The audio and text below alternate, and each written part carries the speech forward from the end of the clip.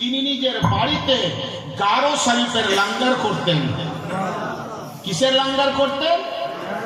গারো শরীফের লঙ্গর করতেন হর চাঁদের 12 তারিখে।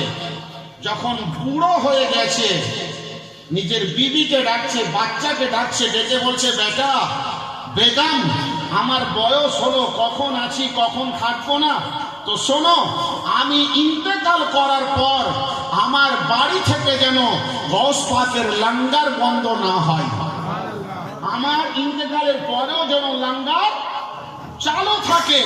আর বেটা শোনো, বেগম শোনো, খোদা না খাস, যদি আমার ইন্তেকাল 11 তারিখে হয়ে যায়, চাঁদের 11 তারিখে আমার ইন্তেকাল হয়ে যায়, তো আমার লাশকে লুকিয়ে রেখে, গ্রামবাসীকে জানতে দেবে না, আমার লাশকে লুকিয়ে রেখে আগে গৌস পাকের লঙ্গর করবে। আমার লাশটা লুকিয়ে দেবে, আগে কার লঙ্গর করবে? গৌস পাকের। সুবহানাল্লাহ। শোনো, তারিখ বলছে মিশরের ইউসুফ মিশরি মারা যাচ্ছেন শাবান মাসে, আপনার কি বলে শাওয়াল মাসের 11 তারিখ, সন্ধ্যার সময় ইন্তেকাল করছেন। হুজুরের বেগম ছেলের দিকে তাকাই, ছেলে মায়ের দিকে তাকাই, আল্লাহু আকবার। মা আব্বার ওসিহাত, মা বলছে, বেটা বাপের ওসিহাত, তোমার আব্বাকে একটা ঘরে রেখে দাও, ঘরের শিকল দিয়ে দাও, আর গৌস পাকের লঙ্গরের ডেক চাপিয়ে দাও।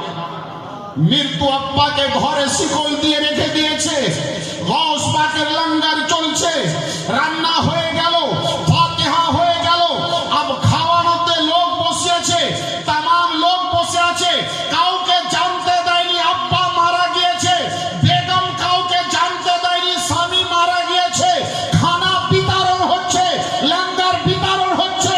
সুবহানাল্লাহ। লঙ্গর বিতরণ হতে হতে ওই লঙ্গরের মধ্যে খানেওয়ালা একজন বয়স্ক লোক, চুল পাকা, দাড়ি পাকা, দুধের মতো সাদা, উনি বলছেন, বেটা এ বেটা, লঙ্গর তো বিতরণ করছো, গত মাসে যখন এসেছিলাম তোমার আব্বাকে দেখেছিলাম, আজকে তোমার আব্বাকে দেখছি না, তোমার আব্বা কোথায়? বলে, আমার আব্বা বয়স্ক হয়ে গেছে, ঘুমিয়ে পড়েছে।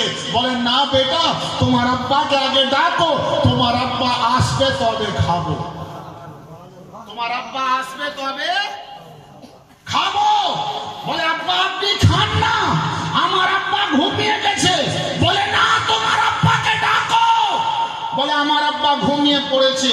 এ খাওয়ার প্লেটকে ঠেলে দিয়ে বলে, তোমার আব্বা ঘুমিয়েছে কোন ঘরে? বলে, ওই ঘরে। বলে, শিকল দেওয়া আছে? শিকল দেওয়া আছে ওই ঘরে।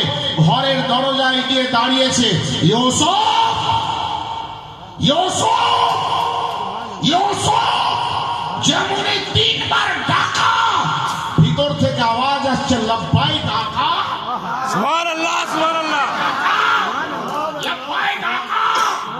বেটা পায়ে পড়েছে। ওই চুল পাকা দাড়ি পাকা লোকটা, হুজুর আপনি কে? বলে, কেন বেটা, আমার পরিচয় নিয়ে কি হবে?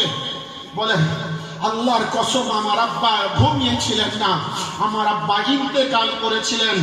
আমার আব্বার ওসিহাত ছিল যে বেটা যদি আমার 11 তারিখে ইন্তেকাল হয়ে যায়, আমার লাশকে লুকিয়ে রেখে আগে গৌস পাকের লঙ্গর করবে, তারপরে গ্রামবাসীকে জানাবে যে ইউসুফ মিশরি মারা গেছে।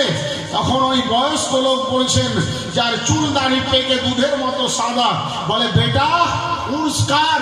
বলে, গৌস পাকের। বলে, লঙ্গর কার? বলে, গৌস পাকের।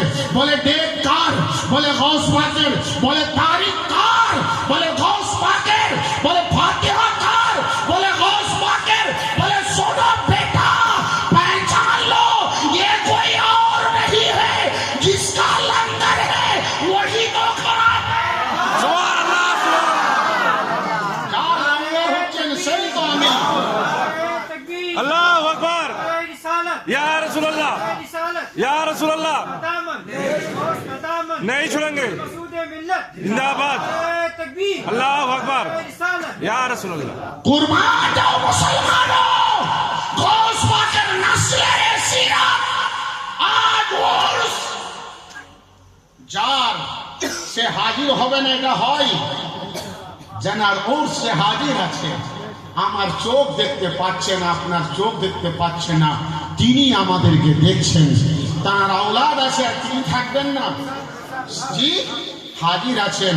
প্যারে হাজিরিন, আল্লাহ তাবারক ওয়া তাআলার পাক কালাম সুবহানাল্লাহ তার আউলিয়া ইকরামের খিতবাত পবিত্র কোরআনে পাক রেখেছেন। ইনশাআল্লাহ আগামীতে যদি কোনোদিন হুজুরের ডাক হয় সুবহানাল্লাহ উর্স পাকে আউলিয়া ইকরামের উপরে তাফসীরের সহিত সুবহানাল্লাহ বিস্তারিতভাবে আলোচনা রাখবো। আজ রমজান মাসকে লক্ষ্য করে, সময়ের দিকে লক্ষ্য করে আমি আমার বক্তব্য এখানে এটি টানছি। बस এতটুকু কথা বলে যে अर्श पर रहता है चर्चा औलिया अल्लाह का, ये फलक है बोलबाला औलिया अल्लाह। अस्सलामु अलैकुम।